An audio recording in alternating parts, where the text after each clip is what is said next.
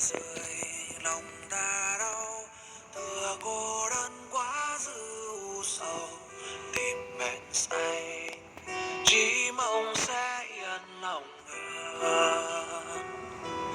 Mình tôi để bước lạc vào giấc mơ hão huyền mà đâu nhớ làm vô vàn, thiên sơn đất trời ngàn bình diệu đừng nào với tổn thương mấy đâu. Nguyện thân trai một đời bóng cô góc trời mờ xa gió mưa trắng màng, mỗi kiếp này trong một mình giọt lệ ta sẽ chẳng rơi một lần.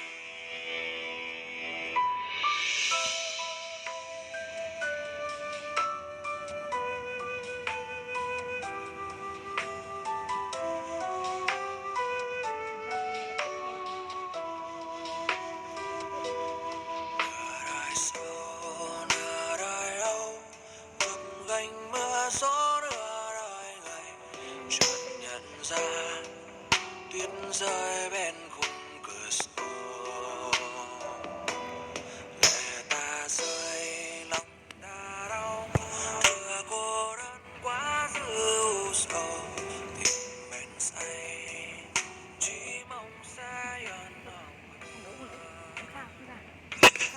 Mình tôi để bước lạc vào giấc mơ hão huyền mà đâu biết làm vô vàn, thiên sơn đất trời ngàn bình diệu đường nào với tổn thương bấy đâu. Nguyện thân trai một đời bóng cô góc trời mờ xa gió mưa trắng màng, mỗi kiếp này trong một mình giọt lệ ta sẽ chẳng rơi một lần. Mình tôi lê bước lạc vào giấc mơ hão huyền mà đâu biết làm phũ phàng, thiên sơn đất trời ngàn bình diệu đừng nào với tổn thương bấy lâu. Nguyện thân trai một đời bóng cô góc trời mờ xa gió mưa trắng màng, mỗi kiếp này trong một mình giọt lệ ta sẽ chẳng rơi một lần. Trọn cuộc đời một mình tôi vẫn bước đi về. Ê, uống sai đang rồi á. Sai đi. Em cũng mà có con á. Nè, rồi uống sai đi.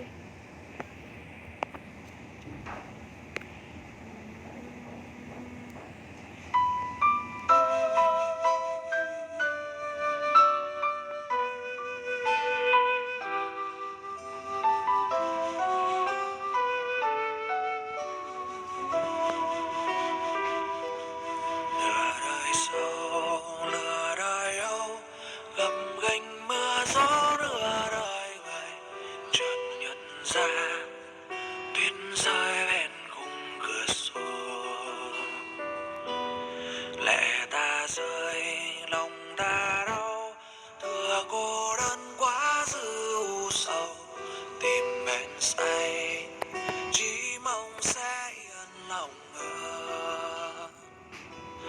Mình tôi để bước lạc vào giấc mơ hão huyền mà đâu biết làm vô vàn, thiên sơn đất trời ngàn bình diệu đừng nào với tổn thương mấy đâu.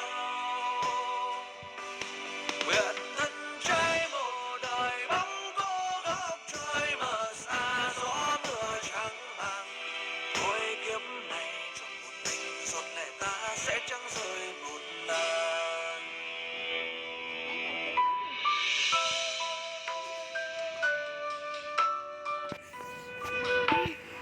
Tức mi.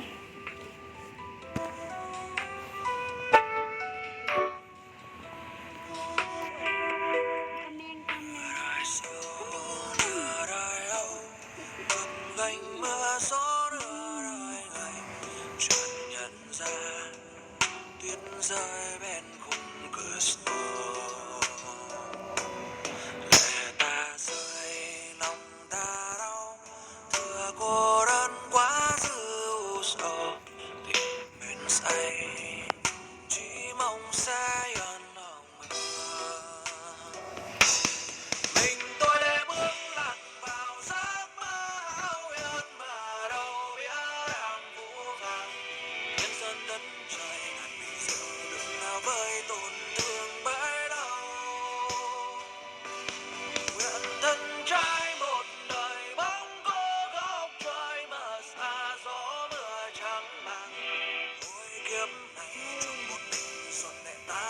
chẳng rời một lần. Mình tôi lẽ bước lạc vào giấc mơ hão huyền mà đâu biết làm phũ phàng. Thiên sơn đất trời ngàn mình chịu đựng nào với tổn thương bấy lâu. Nguyện thân trai một đời bóng cô góc trời mà xa gió mưa trắng màng. Mỗi kiếp này chọn một mình giọt lệ ta sẽ chẳng rời một lần. Tôi vẫn bước đi về. Bò Đúng 3 giờ là nghỉ. 4 giờ. Đúng 3 giờ là nghỉ. 4 giờ kém rồi. Không có nói nhiều. Thôi kệ. Đúng 3 giờ. Quay sáng này. Đúng 3 giờ là nghỉ. 4 Mấy giờ. giờ đâu? 4 giờ. 3 giờ là 4 giờ. nghỉ có 2 giờ. 4 giờ rồi. 4 giờ kém thôi. Đúng mà. 13 giờ 5 hơi à. Là hơi giờ đúng. Đúng không? Tôi 3 giờ nghỉ xề.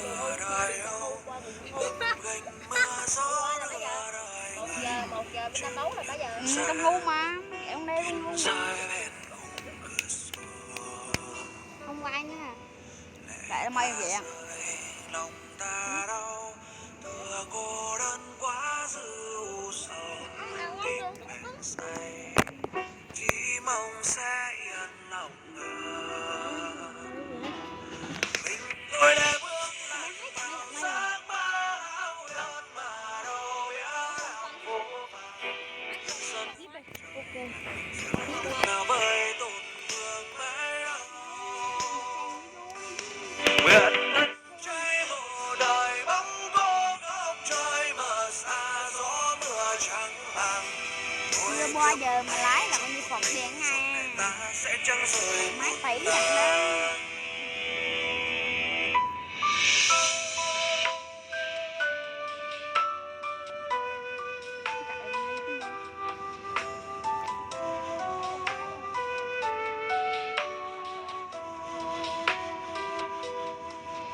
đời sau nửa đời âu gập ghềnh mưa gió nửa đời người chợt nhận ra tuyết rơi bên khung cửa sổ. Lệ ta rơi lòng ta đau vừa cô đơn quá dữ sầu. Bên say chỉ mong sẽ yên lòng hơn. Mình tôi để bước lạc vào giấc mơ hão huyền mà đâu biết làm phũ phàng. Thiên sơn đất trời ngàn bình dương được nào với tổn thương bấy lâu.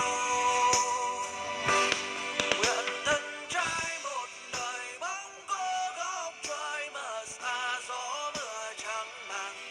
Thôi kiếp này chọn một mình giọt lệ ta sẽ chẳng rời một lần. Mình tôi lẽ bước lạc vào giấc mơ hão huyền mà đâu biết làm phũ phàng. Thiên sơn đất trời ngàn bình diệu đựng nào với tổn thương bấy lâu. Nguyện thân trai một đời bóng cô góc trời mà xa gió mưa trắng màng. Mỗi kiếp này chọn một mình giọt lệ ta sẽ chẳng rời một lần. Trong cuộc đời một mình tôi vẫn bước đi về. Về đâu? Cứu luôn, cứu luôn.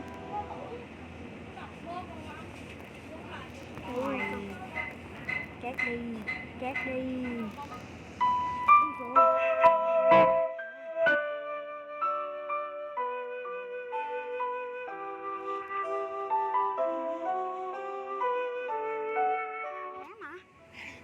Cô hát rồi cô hát nha không? Nửa đời sau, nửa đời âu gập ghềnh mưa gió nửa đời người chợt nhận ra tuyết rơi bên khung cửa Bị sổ. suy nhược thần kinh dưới à con?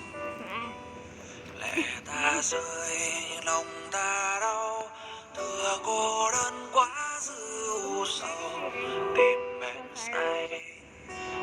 mong sẽ yên lòng Cái mà sai không cơ sai mốt nè. mình tôi đã bước lạc vào giấc mơ hão huyền mà đâu biết làm phố vàng thiên sơn đất trời đàn mình diệu đừng nào với tổn thương mấy đâu nguyện thân trai một đời bóng cô góc trời mờ xa gió mưa trắng màng thôi kiếp này trong một mình giọt lệ ta sẽ chẳng rơi một lần.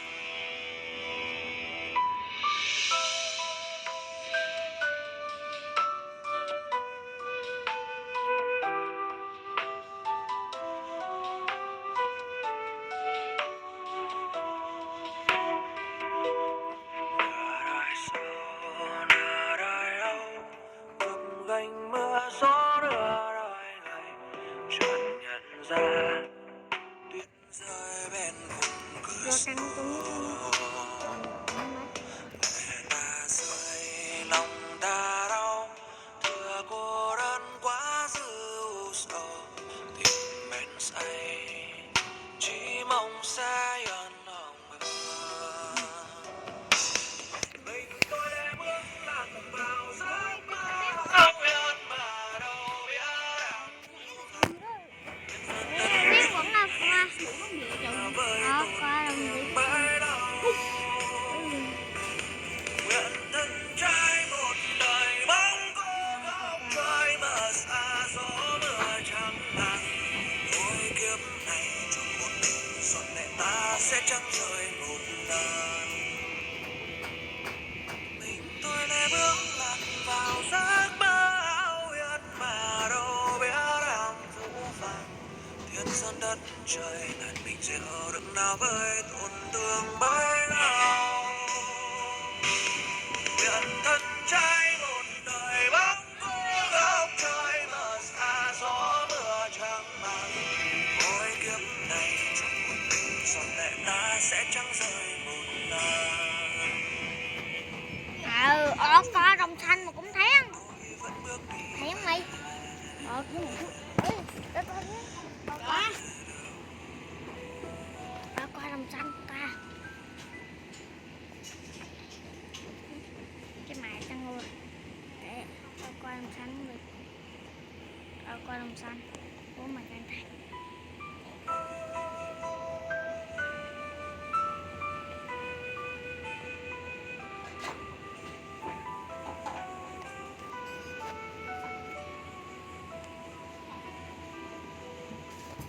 đời sâu nửa đời âu gập ghềnh mưa gió nửa đời ngày Nhìn ta giúp qua đồng xanh này luôn. tuyết rơi bên khung cửa sổ Có nào bố mình lệ ta rơi lòng ta đau thừa cô đơn quá dữ sầu để ta căng qua đồng xanh nha. Để ta căng qua đồng xanh ta nào. Con thấy ha. Ta biết hắn mua rồi. tôi đã bước lạc vào giấc Ở con xanh chết rồi. mà đâu Làm cho thiên sơn đất trời ngàn mình diệu đừng nào với tổn thương mấy đâu nguyện thân trai một đời bóng cô góc trời mờ xa gió mưa trắng màng mỗi kiếp này trong một mình giọt lệ ta sẽ chẳng rơi một lần